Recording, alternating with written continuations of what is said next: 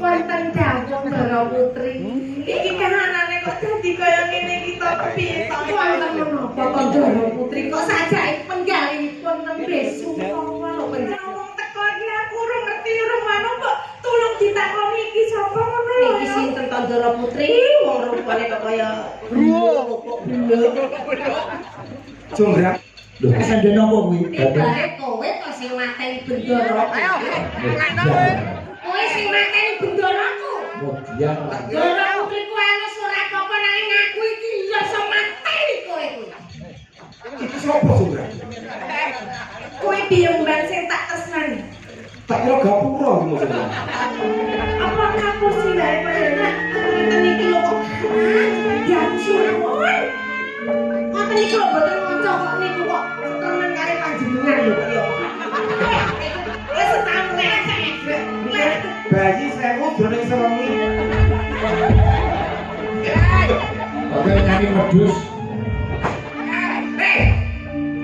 Wong anak-anak kajen.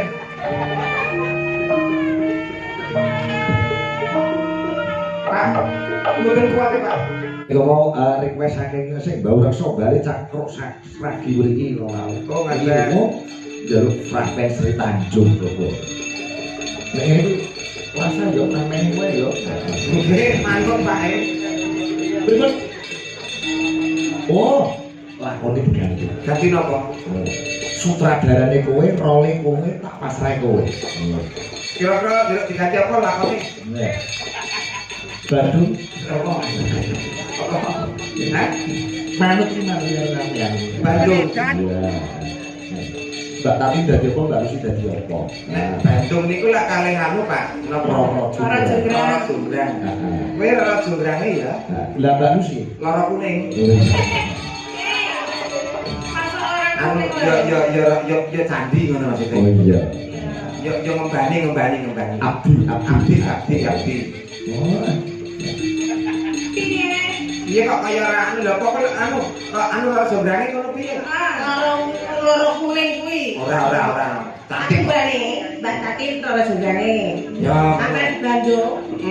Bandung wedhet. Ya sak onone to kethoprake wong telu kok ya. Kere budaya jenenge. Kere budaya kok. Ngono iki kudu pagam main kok sing penting tikete wis kadung mlebu kok ya. Tuluk.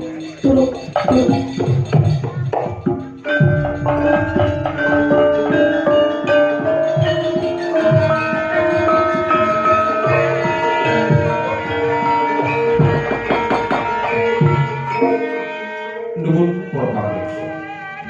Wilujeng dalu, wilujeng pepanggihan. Karyan kulawarga ketoprak rindu order. Ingkang mijil saking dalamipun piyambak-piyambak. Dalu punika panenggelar lampahan Bandung Bondowoso. Wondene ingkang dados Bandung Bondowoso Bagus Dion. Bagus Dion. Rara Jonggrang katindakaken dening Mbak Tatin Tito. Ombang. Yakin tadi kode arep bojo. Nggih nggih kok. Ombang. Tindakan dening Mbak Lucy Brahman. Mangkat ora mangkat, budal ora budal, penonton telu tetep diangkatke. Wilujeng dalu para pamriksa kanthi lampahan Bandung Bondowoso yen ora nembung ora krasa. Bandung Bondowoso. Kados pundi? Monggo sampun pirsani sesarengan. Nuwun, matur nuwun.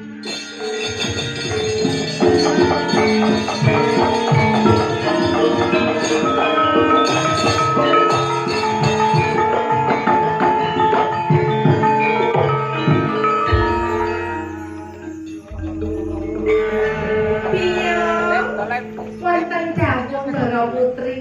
Iki kahanane kok dadi kaya ngene iki to piye to? Wonten menapa to Ndara Putri kok sajake penggalipun nembe sumpah lho panjenengan. Iki kabeh kahanan kabeh prajurit wis padha mati lho ya. Lho kados ngoten to. Ayo Juk, iki awak dhewe mung urip wong loro iki Juk kepiye ngono. Nggih, panten piyai ajar kaya ngono lho Bendoro Putri nggih. Terus saya rupane kaya apa? Jonggrang kula mboten trima Bendoro Putri nggih. Aja kaget aku sing teko Jonggrang.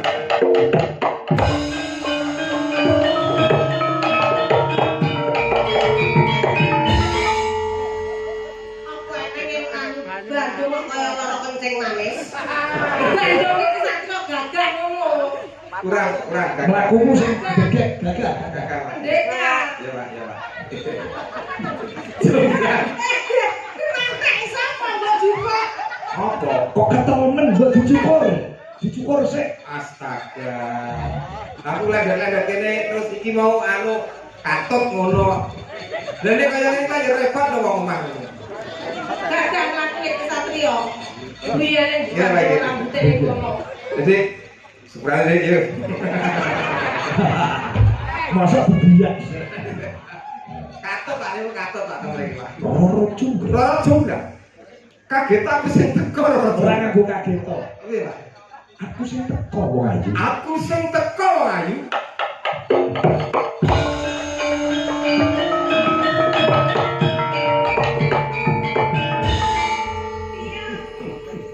Iki sajake ana wong teko iki aku ora ngerti urung manut kok tulung ditakoni iki sapa ngono lho. Iki sinten Bendoro Putri wong rupane kok kaya Jonggrang. Mangertiya sapa sing praktawan iki ana ing Taman Kaputren. Bengi, Ceritane lak ketoprak aman to Pak Mayor. bengi main. Lalu meneh iki. Dadi data disetip iki. Lho. Ing bengi iki Jonggrang. Ya iki pun Kakang Bandung Bondowoso. Ada sikile ada. Iki pasti jeneng Bandung Bondowoso. Yo, Cilikane kuwi. yo kurang abot lho. Ana niki. Ana iki. Ya, iki lho ketoke sing mati. Bisa cilik lho. Kurang gede. Kurang. Terus musel. Wedan. Terus rasane iso dadi gede semangate. Oh. Upamane ora doyan mangan, doyan mangan dadi seger awake gede lho iki. Iya. Gitu, Pak. Guyu. Urung. Jonggrang, Apa? aku sing teko Jonggrang. Wis ngerti. Iya. Iya. Ora ana liya teko kono kene mung sawiji kepengin nganti sliramu gelem dadi bojoku Jonggrang. Ora bisa. Piye? Aku ora tresno karo kowe lho. Lho, Kowe nek sing manteni sedulurku ta? pancen mangkono. Terus ibaratnya aku ki duwe ati lho. Nek jenenge keluarga aku mati, terus kowe kok arep dadi bojoku iki, terus rasamu ning ndi? Lho, sandene apa kuwi? Ibare kowe kok sing mateni Bendoro. Kowe sing mateni Bendoroku. Kemudian Bendoro putriku alus ora apa-apa nanging aku iki ya iso mateni kowe kuwi. Iki sapa Jonggrang? Kowe biyemban sing tak tresnani. Tak kira gapura iki maksudnya. lah gak Sing ketemu seneng sendek. lho. Lha ngono ra? Kok kok gue sendek iki? Lah nggih kok gapura kok. Gelem lewat di marang pon Kakang sliramu bakal mukti uripmu Jonggrang. Ora bisa banget. Jenenge tresna kuwi ora kena dipaksa. Tresna kuwi anane seneng karo seneng. Kowe seneng karo aku, aku seneng karo kowe. Weh, Pak Jana. Ora kena dieman iki bocah. Mangertiya Jonggrang, sapa kang dadi lanange jagat ya iki pun Kakang Bandung Bondowoso. Sapa kang dadi sektine jagat ya iki pun Kakang Bandung Bondowoso. Sing dadi sugih jagat ora ana liya ya mung iki pun Kakang Bandung Bondowoso. Njaluk apa wae bakal ndak turuti waton gelem lagi marang pun Kakang Jonggrang. Nanging aku ora tresna karo kowe Bandung. Apa njaluk tak rudo paksa kowe Jonggrang? Kok tak Bandung? Nggih. Kok Nggih. piye? Aku andara iki ki aku disenengi. Piye aku ki disenengi aku ora seneng koyo. Alah iki gawe cetek geni mawon to gara-gara wong rupane kaya ngono ora mesti bercandase mawon. Apa kamu sih wae padahal ngeten iki lho kok. Ya suwun. Ngoten iki lho boten maca kok niku kok temen kare panjenengan lho ya. Nek dados panjenengan kula boten trimo jenengan paneni. Jenengan niku nggih kesatria Mas Wedok. piye Jonggrang? Aku gelem dadi bojomu nek Kalah. Gelem dadi bojoku Jonggrang. Kelakon aku kikuk-kikuk karo kowe Jonggrang. Bantu ngono sik tak kupingmu. Aku gelem dadi bojomu nek aku duwe bebono. Apa kang dadi bebanane bakal tak ujungke Jonggrang. Aku kepengin duwe bayi cacahe 1000 sajroning sewengi. Aja sampean dorok. Candi dudu bayi. Bayi cacahe 1000 nek nyali piro? Wis setahun Bayi 1000 jroning sewengi. Wis ketemu tuh bayi untuk bayi. Aku kok bayangke lentung pucuk. Daya pananti kok. Karena aku candi cacahe 1000 sajroning sewengi sadurunge gagang esuk. Cacah candi sewengi. Sajroning 1000 jroning sewengi sadurunge para elok. esuk. Para esuk wis kudu dadi baku. Kudu dadi. Yen kowe bisa nglaksanani. Aja maneh kok mung cacah candi 1000 jroning sewengi. Njaluk tak tanggapi dalan kondang Siget Arianto 30 tahun 30 wengi kelakon kowe iki. Yen mangkono mangkat. Mangkat apa tekno karo aku. Ora mengko ora sesuk ora kapan wong iki cacah candi 1000 dadi Jonggrang.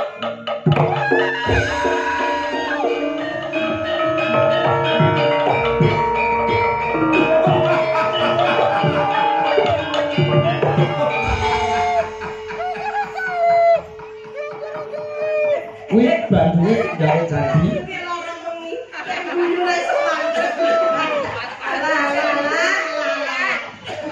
Aku abdine sing lanang.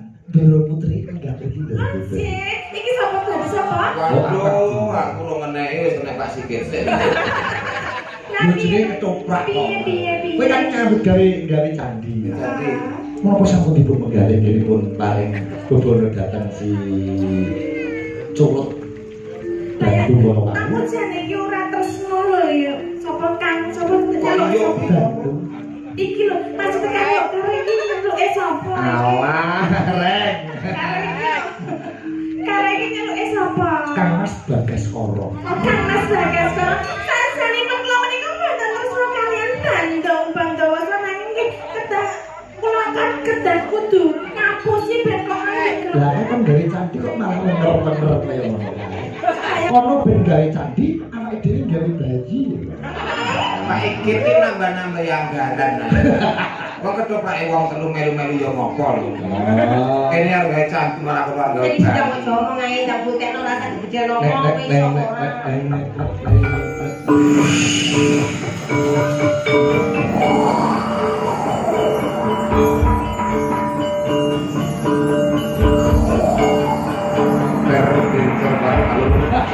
Satu berbeda aduh. Karena kami saya tadi.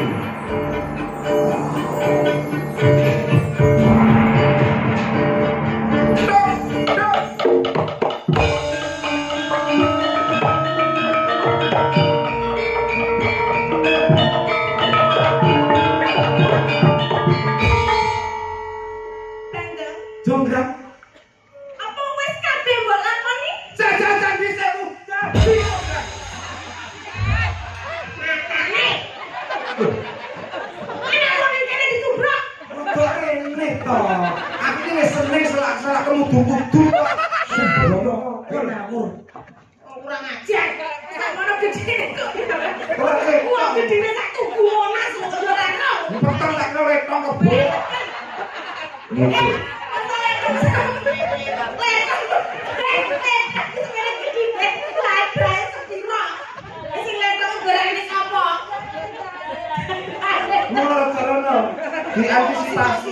Diantisipasi to.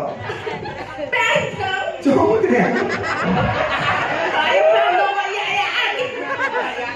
Saka bungahing hatiku iso ngersanani apa kang dadi panyuwunmu Jonggrang. Ayo lelaki marang kowe. Nanging aku ora percaya yen durung tak etong. Lho, kowe ora percaya karo pun Ora percaya. cacah candi 1000 sing kaya kang urung wis banggep kurang. Kurang. Aku nek urung tak etung urung percaya. Biar tolong etung iki. Sini ku ngapusi, Doro. Biar tolong dietong iki. Jenengane kudu etongne nggih, Doro. Candi sisih kidul nika wonten siji loro terus wonten gangsal atus, Doro. Heeh, terus 500 gunggunge. Terus candi wonten mriku nggih jiro lupano wonten 400. 400 dadi 900 gunggunge.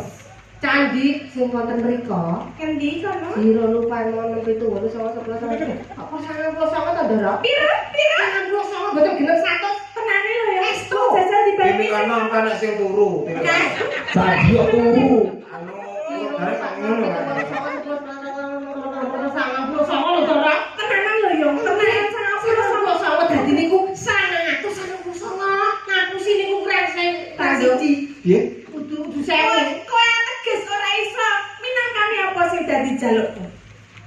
Nyatane candi anane gur 999 kurang siji Bandung. Tegese.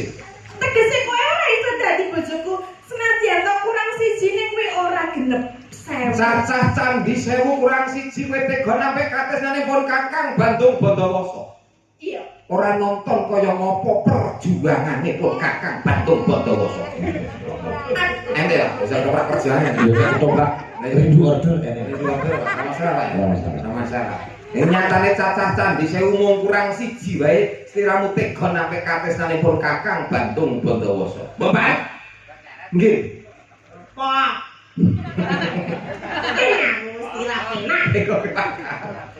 Cacah candi 1000 sing kurang siji, kowe sing jakopi juga.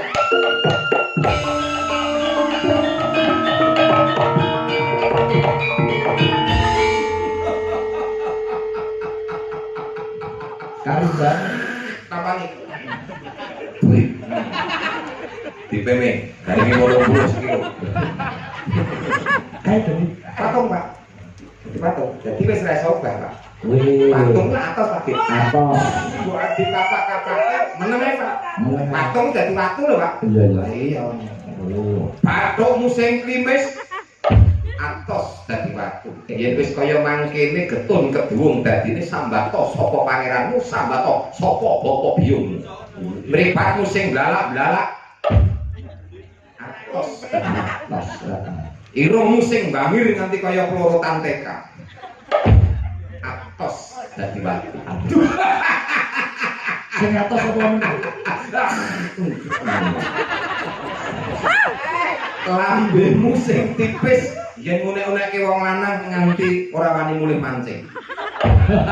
Atos dadi watu. Janggutmu sing nyatis nganti kaya cantolan anduk.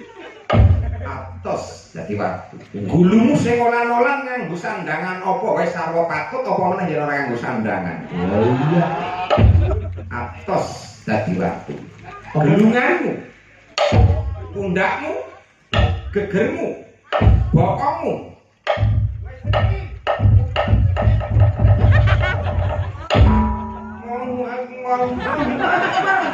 Ada gedung.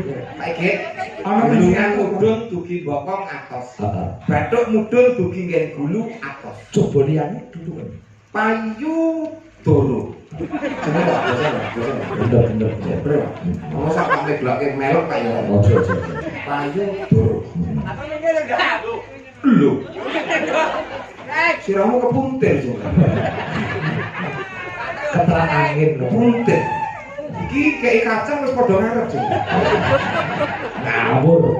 Ngece. Mau guling tingkat kacang tempel ini. Mburi kabeh saperahnya wis atos dadi watu bathuk mudhun temu kae gulu iki reca kok pikniknya apa. Cuma dhewe rono. aja diputeng. Payu doro. Wah. Kene rontok ana warawis jerit. Lho, jongrak tok tok tok tok tok.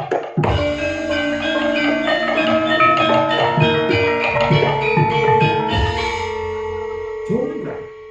Mburi kabeh atos dadi watu kok nggon payu doro urung atos. Lire Pak Sigit. Iya. Cororan iki urung garing. Amrih garinge mapane ana ing tengahing alun-alun. Burung patut mapan ana ing taman Kapupren. Iya. Dunung ana tengahing alun-alun, Jung. Mbak.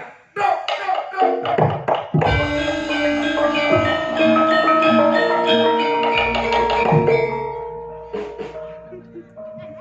Mbak. Wah, Help me. kok ngidungan? Oh, apa? Kayak jual deh. Apa? Iki dikawake. Ora ngono. Malah Dara Putri. Dengan cerdas lucu ya kapan Dara Putri. Kapan kena tengero lalu? Sang sore kringin.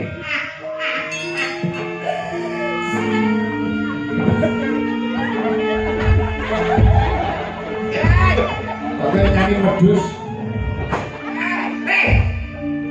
Wong anak-anak kajen.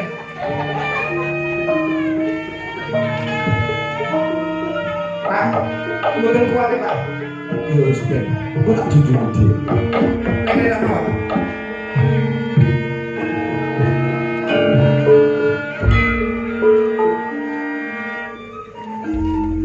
Para pamirsa, jangkepipun babaripun lakon Rara Jonggrang njing taun ngajeng pun lajengaken malih. Oh. Awit pendapatan kirang ketoprak bubar. Oh.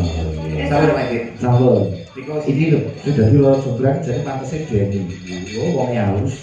Denny niku. Nggih. Apa ora mau-mau? Coba Den, kate Den. Boyongan kan ora jengak butuh sing piye halus to. Lah, ngadepine yo mau-mau kok, Pak. Ayo lho, sing halus ngono ta. Ah, iya ngono kuwi. Ayo apa, Mbak? Ya, kok.